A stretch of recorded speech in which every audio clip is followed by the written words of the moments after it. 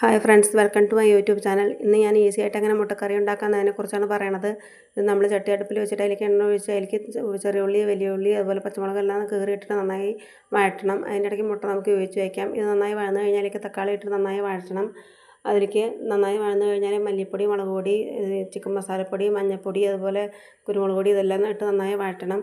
ഇത് നന്നായി വഴന്ന് മിക്സായി കഴിഞ്ഞാൽ ഇതായി കഴിഞ്ഞാൽ ഇതിലേക്ക് വെള്ളം ഒഴിച്ച് നന്നായി തിളപ്പിക്കണം. അത് തിളച്ച് കുറുകുമ്പോഴേക്കും നമുക്ക് വേവിച്ച മുട്ട തൊലി കളഞ്ഞിട്ട് വരഞ്ഞിട്ട് ഇതിലേക്ക് ഇട്ട് കൊടുക്കാം.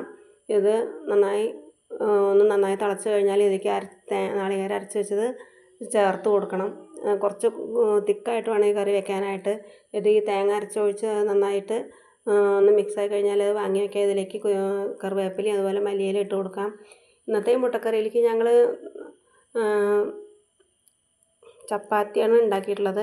ഈ ചപ്പാത്തി നല്ല മീഡിയം ചൂടുവെള്ളത്തിൽ വേണം കുഴച്ചെടുക്കാനായിട്ട്. ഇത് നല്ല സോഫ്റ്റാണ്. കുറച്ച് വെളിച്ചെണ്ണ കൂട്ടിയിട്ട് കുഴച്ചെടുക്കണം. നല്ല സോഫ്റ്റാണ് ചപ്പാത്തി മുട്ടക്കറിയും കൂടെ കഴിക്കാനായിട്ട്. ഈ മുട്ടക്കറിയിലേക്ക് അതുപോലെ പൊറോട്ടയും ദോശയും ഒക്കെ വളരെ നല്ല ടേസ്റ്റാണ് ഈ മുട്ടക്കറി കൂട്ടി കഴിക്കാനായിട്ട്. അങ്ങനെ നമ്മുടെ മുട്ടക്കറിയും ചപ്പാത്തി റെഡി ആയിട്ടുണ്ട്. Thank you guys.